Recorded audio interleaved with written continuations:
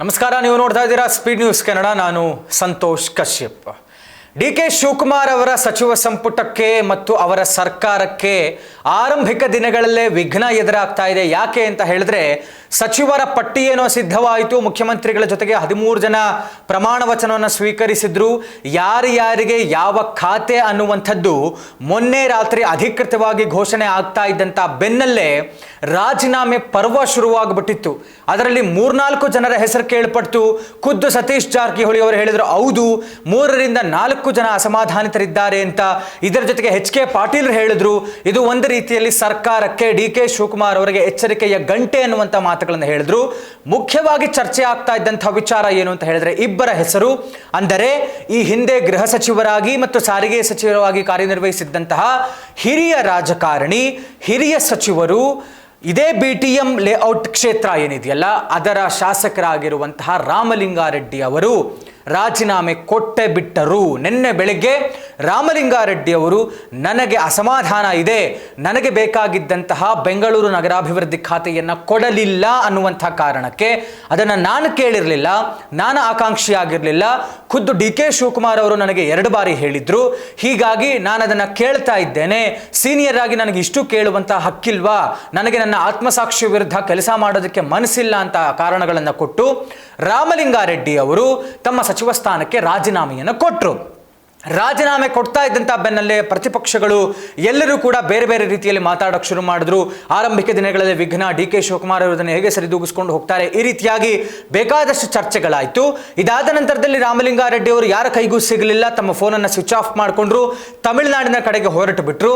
ಅದಾದ ನಂತರದಲ್ಲಿ ನಿನ್ನೆ ರಾತ್ರಿ ತಡರಾತ್ರಿಯ ತನಕ ಒಂದು ಬೆಳವಣಿಗೆ ಆಯಿತು. ಏನು ಅಂತ ಹೇಳಿದ್ರೆ, ರಾಮಲಿಂಗಾರೆಡ್ಡಿ ಅವರನ್ನ ವಾಪಸ್ ಕರೆಸಿಕೊಂಡು ಜಯನಗರದ ಒಂದು ಖಾಸಗಿ ಹೋಟೆಲ್ನಲ್ಲಿ ಡಿ.ಕೆ. ಶಿವಕುಮಾರ್ ಅವರು ಬರೋಬ್ಬರಿ 2.5 ಗಂಟೆಗಳ ಕಾಲ ಒಂದು ಮೀಟಿಂಗ್ ಅನ್ನು ಮಾಡ್ತಾರೆ. ತಡರಾತ್ರಿ 1:30 ತನಕ ಡಿ.ಕೆ. ಶಿವಕುಮಾರ್ ಮತ್ತು ರಾಮಲಿಂಗಾರೆಡ್ಡಿ ಅವರು ಚರ್ಚೆಯನ್ನ ಮಾಡ್ತಾರೆ.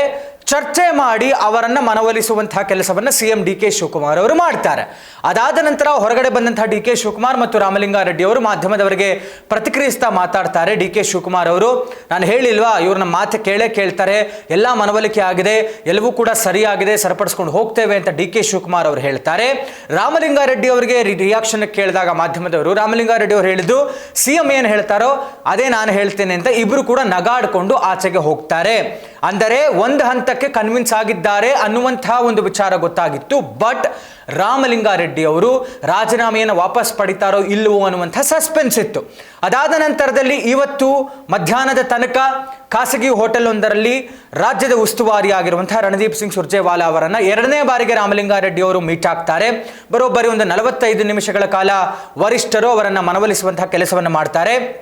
ಸುರ್ಜೇವಾಲಾ ಅವರ ಭೇಟಿಯ ಬಳಿಕ ರಾಮಲಿಂಗಾರೆಡ್ಡಿ ಅವರು ನೂತನವಾಗಿ ಆಯ್ಕೆ ಆಗಿರುವಂತಹ KPCC ಅಧ್ಯಕ್ಷ BK ಹರಿಪ್ರಸಾದ್ ಅವರನ್ನ ಭೇಟಿ ಆಗ್ತಾರೆ. ಒಂದು ಕ್ಲೋಸ್ ಡೋರ್ ಮೀಟಿಂಗ್ ಆಗುತ್ತೆ. ಅವರು ಕೂಡ, ಯಾಕೆಂದರೆ BK ಹರಿಪ್ರಸಾದ್ ಮತ್ತು ರಾಮಲಿಂಗಾರೆಡ್ಡಿ ಅವರು ಯೂತ್ ಕಾಂಗ್ರೆಸ್ ಟೈಮಿಂದಲೂ ಕೂಡ, ಬಹಳ ಹಿಂದಿನಿಂದಲೂ ಕೂಡ ಕಾಂಗ್ರೆಸ್ ಪಕ್ಷಕ್ಕಾಗಿ ದುಡಿದಿರುವಂಥವರು, ಸ್ನೇಹಿತರು ಕೂಡ ಹೌದು.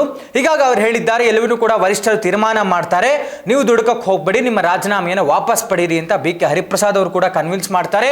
ಒಟ್ಟಾರೆ ನಿನ್ನೆ CM ಡಿ.ಕೆ. ಶಿವಕುಮಾರ್ ಅವರ ಮನವೊಲಿಕೆ, ಬೆಳಿಗ್ಗೆ ಮತ್ತೊಮ್ಮೆ 2ನೇ ಬಾರಿಗೆ ರಣದೀಪ್ ಸಿಂಗ್ ಸುರ್ಜೇವಾಲಾ ಅವರ ಮನವೊಲಿಕೆ ಮತ್ತು ಅವರ ಆಪ್ತ ಸ್ನೇಹಿತರು KPCC ಅಧ್ಯಕ್ಷರಾಗಿರುವಂತಹ BK ಹರಿಪ್ರಸಾದ್ ಅವರ ಮನವೊಲಿಕೆ, ಎಲ್ಲವನ್ನೂ ಕೂಡ ಒಟ್ಟಾಗಿ ಸೇರಿಸಿ ಬಹುಶಃ ಏನೆಲ್ಲ ಚರ್ಚೆ ಆಗಿದೆ ಗೊತ್ತಿಲ್ಲ, ಇವರ ನಿರೀಕ್ಷೆಯ ಬೆಂಗಳೂರು ನಗರಾಭಿವೃದ್ಧಿ ಖಾತೆಯನ್ನೇ ಕೊಡ್ತೇವೆ ಅನ್ನುವಂಥ ಮಾತುಗಳನ್ನು ಹೇಳಿದ್ದಾರೋ, ಜಲಸಂಪನ್ಮೂಲ ಖಾತೆಯನ್ನು ಬೇಡ, ನಿಮಗೇನು ಬೇಕೋ ಅದೇ ಕೊಡ್ತೇವೆ, ಅಥವಾ ಮುಂದಿನ ದಿನಗಳಲ್ಲಿ ಕೊಡ್ತೇವೆ, ಈಗ ಯಾವುದು ಬೇಡ, ಇದನ್ನೇ ಮುಂದುವರಿಸಿಕೊಂಡು ಹೋಗಿ ಅನ್ನುವಂಥ ಮಾತುಗಳಾಗಿದೆಯೋ ಏನಾಗಿದೆಯೋ ಗೊತ್ತಿಲ್ಲ.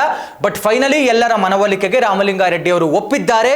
ತಾವು ಏನು ಸಚಿವ ಸ್ಥಾನಕ್ಕೆ ರಾಜೀನಾಮೆಯನ್ನು ಕೊಟ್ಟಿದ್ರು ಅದನ್ನು ಹಿಂಪಡೆದಿದ್ದಾರೆ ಅನ್ನುವಂಥದ್ದು ಈ ಕ್ಷಣಕ್ಕೆ ಬರ್ತಾ ಇರುವಂತಹ ಮಾಹಿತಿ. ಇದಾಗಿತ್ತು ಇವತ್ತಿನ ವಿಶೇಷ. ನೋಡ್ತಾ ಇರಿ ಸ್ಪೀಡ್ ನ್ಯೂಸ್ ಕನ್ನಡ, ಸುದ್ದಿ ನಿಮ್ಮದು, ವೇಗ ನಮ್ಮದು.